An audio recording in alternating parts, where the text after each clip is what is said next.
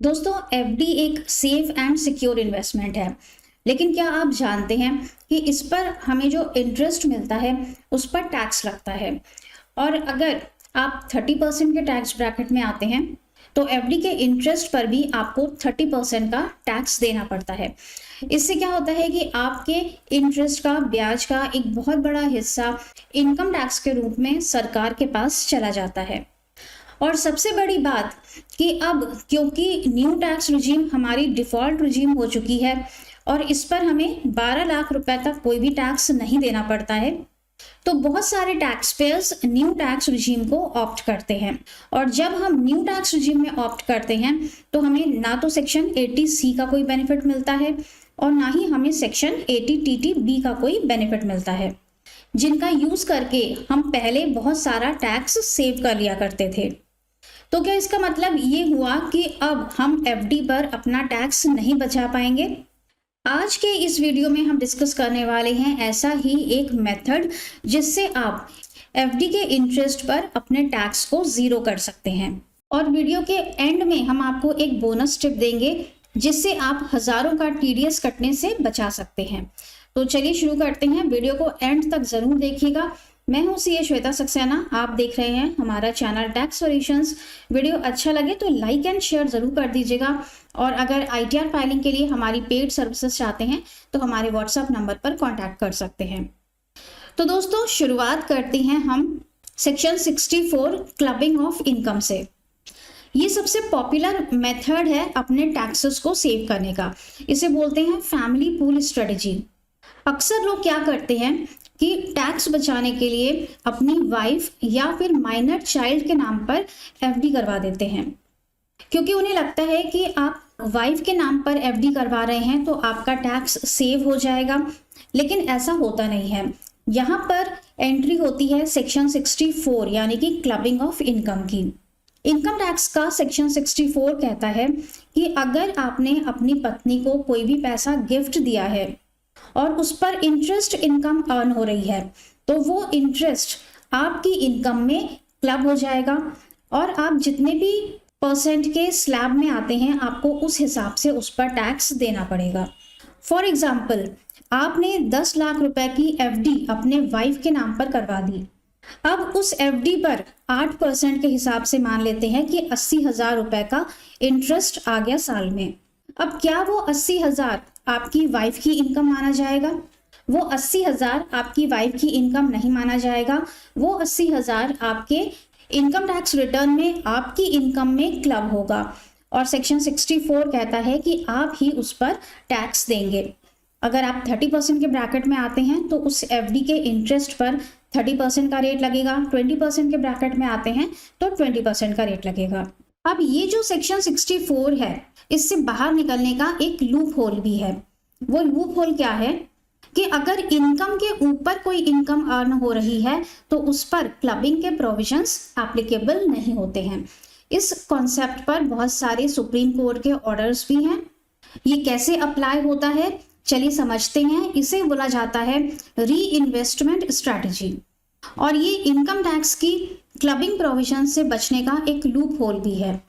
Supreme court के फैसलों के अनुसार अगर एक बार आपने इनकम को क्लब कर दिया है, मतलब इंटरेस्ट इनकम को आपने एक बार क्लब कर दिया, तो फिर वो इंटरेस्ट इनकम आपकी वाइफ की इनकम हो जाती है और उस पर दोबारा क्लबिंग के प्रोविजंस एप्लीकेबल नहीं होते हैं। इसको हम एक एग्जाम्पल से समझते हैं। मान लेते हैं कि आपने 10 लाख रुपए की एफडी अपने वाइफ के नाम पर करवाई, जिस पर कि 8% के हिसाब से 80,000 रुपए का इंटरेस्ट आया। अब क्योंकि वो 80,000 आपकी वाइफ की इनकम नहीं मानी जाएगी तो आपने उसे अपने हैंड में क्लब कर लिया। और क्योंकि आप 30% के ब्रैकेट में आते हैं तो उस 80,000 पर आपने 30% के हिसाब से 24,000 का टैक्स पे कर दिया। अब बचा 56,000। अब ये जो 56,000 है, 56,000, ये आपकी वाइफ की इनकम हो गई क्योंकि इस पर आप ऑलरेडी टैक्स पे कर चुके हैं। अब इस 56,000 को आपकी वाइफ अगर किसी और जगह पर इन्वेस्ट कर देती हैं या फिर दोबारा वो 56,000 की एक एफडी बनवा लेती हैं तो इस पर जो भी इंटरेस्ट इनकम अर्न होगी, या अगर उन्होंने म्यूचुअल फंड्स में या स्टॉक मार्केट में लगाया है तो उस पर जो भी कैपिटल गेन होगा वो आपके हैंड में क्लब नहीं होगा, वो आपकी वाइफ की इनकम ही माना जाएगा। और क्योंकि आपकी वाइफ की कोई अदर इनकम नहीं है, वो 0% टैक्स ब्रैकेट में आती हैं, तो जो भी इंटरेस्ट अर्न होगा या जो भी कैपिटल गेन बनेगा वो पूरी तरह से टैक्स से एग्जेम्प्ट हो जाएगा।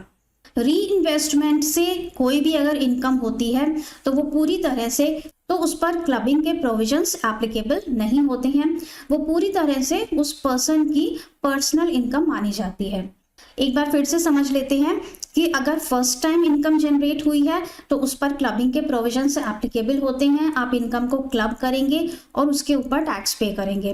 टैक्सेस पे करने के बाद जो इनकम बची, अगर उसको फिर से री इन्वेस्ट किया जाता है और उस पर कोई भी इंटरेस्ट या प्रॉफिट अर्न हो रहा है तो वो उसी पर्सन का माना जाता है जिसने की इन्वेस्टमेंट किया है। वहां पर दोबारा से क्लबिंग के प्रोविजंस एप्लीकेबल नहीं होते हैं। तो ये एक मेथड हो गया। अब आते हैं हमारे दूसरे मेथड पर, जो कि पहले वाले मेथड से भी ज़्यादा इजी और इंटरेस्टिंग है। कई लोगों के मन में ये सवाल आता है कि क्या क्लबिंग के प्रोविजंस पेरेंट्स के ऊपर भी एप्लीकेबल होते हैं। अगर हमने अपने माता पिता को, पेरेंट्स को कोई भी पैसा गिफ्ट कर दिया तो क्या उस पर जो भी इंटरेस्ट इनकम या प्रॉफिट होगा वो हमारे हैंड में क्लब हो जाएगा? जी नहीं, ऐसा नहीं होता है। सेक्शन 64 में पेरेंट्स को क्लबिंग से बाहर रखा गया है। इसका मतलब ये है कि अगर आप अपने पेरेंट्स को कोई भी पैसा गिफ्ट देते हैं तो इस पर सेक्शन 56(2) गिफ्ट के प्रोविजंस एप्लीकेबल होते हैं, क्योंकि वो आपके स्पेसिफाइड रिलेटिव्स हैं। सेक्शन 56(2) में स्पेसिफाइड रिलेटिव्स की डेफिनेशन दी गई है, जिसमें बताया गया है कि पेरेंट्स और मेजर चिल्ड्रन आपके स्पेसिफाइड रिलेटिव्स माने जाते हैं। स्पेसिफाइड रिलेटिव्स को जब आप कोई गिफ्ट देते हैं तो उस पर क्लबिंग के प्रोविजंस एप्लीकेबल नहीं होते हैं। अब यहाँ पर आपको बेनिफिट कैसे लेना है? अगर आपके पेरेंट्स सीनियर सिटीजन हैं और उनका टैक्स स्लैब काफ़ी कम है तो आप उन्हें पैसा ट्रांसफ़र करके उनके नाम पर एफडी बनवा सकते हैं, और यहाँ पर जो भी इंटरेस्ट अर्न होगी उस पर क्लबिंग के प्रोविजंस एप्लीकेबल नहीं होंगे। ये जो भी इंटरेस्ट इनकम होगी ये आपके पेरेंट्स की ही इनकम मानी जाएगी। अब यहाँ पर आपको 3 फायदे हो जाते हैं। पहला कि उस इंटरेस्ट पर क्लबिंग के प्रोविजंस एप्लीकेबल नहीं होंगे। दूसरा, सीनियर सिटीजन्स जब बैंक में एफडी करवाते हैं तो उस पर उनको ज़्यादा इंटरेस्ट रेट मिलता है। और तीसरा, अगर वो ओल्ड टैक्स रिजीम को सेलेक्ट करते हैं तो सेक्शन 80TTB में उन्हें 50,000 रुपये इंटरेस्ट का डिडक्शन भी मिल जाता है। लेकिन एक बात आपको ध्यान रखनी है कि जब भी आप इस तरह से कोई पैसा ट्रांसफ़र करते हैं तो आपको गिफ्ट डीड, एक प्रॉपर लीगल गिफ्ट डीड ज़रूर बनवानी है, और पैसा हमेशा बैंक टू बैंक या ऑनलाइन मोड से ही ट्रांसफ़र होना चाहिए, ताकि आपके पास सारे प्रॉपर लीगल डॉक्यूमेंट्स अवेलेबल रहें। अब हम बात करते हैं अपने बोनस टिप की कि कैसे आप अपने एफडी का इंटरेस्ट सेव कर सकते हैं।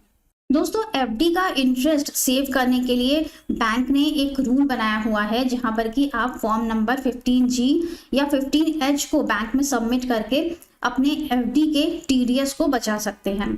लेकिन हम भूल जाते हैं अक्सर इस फॉर्म को जमा करना, या फिर हम इसे समय से बैंक में जमा नहीं करते हैं, जिसका नतीजा क्या होता है कि बैंक उस पर 10% का टीडीएस काट लेता है।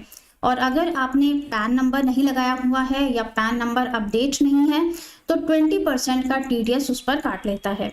1 अप्रैल 2026 से फॉर्म नंबर 15G और 15H को बदलकर अब आ गया है नया फॉर्म नंबर 121। अब आप बैंक में जब भी जाएंगे 15G या 15H नहीं मांगेंगे, आप जमा करेंगे फॉर्म नंबर 121 को, और ये फॉर्म जमा करने से बैंक आपकी इनकम पर कोई भी टीडीएस नहीं काटेगा। ये फॉर्म आपको ऑनलाइन और ऑफलाइन दोनों मोड में मिल जाएगा, और ये फॉर्म आपको अप्रैल के महीने में अपने बैंक में जमा कर देना चाहिए। लेकिन इन केस आप भूल गए हैं तो आप जून में भी इसको जमा कर सकते हैं, क्योंकि बैंक अपनी टीडीएस की रिटर्न्स जुलाई के महीने में सबमिट करते हैं। अगर आप जून में भी अपना फॉर्म जमा कर देते हैं तो बहुत चांसेस हैं कि उस वाले क्वार्टर से बैंक आपका टीडीएस डिडक्ट नहीं करेगा। तो दोस्तों आई होप कि आपको ये इन्फॉर्मेशंस पसंद आई होंगी और आप इनका फ़ायदा उठाएंगे। और ऐसी ही अच्छी अच्छी इन्फॉर्मेशंस के लिए हमारे चैनल को सब्सक्राइब ज़रूर कर लीजिएगा। और मिलते हैं नेक्स्ट वीडियो में। Till then stay safe and healthy. खुश रहेगा, मस्त रहेगा। Thank you so much for watching this video.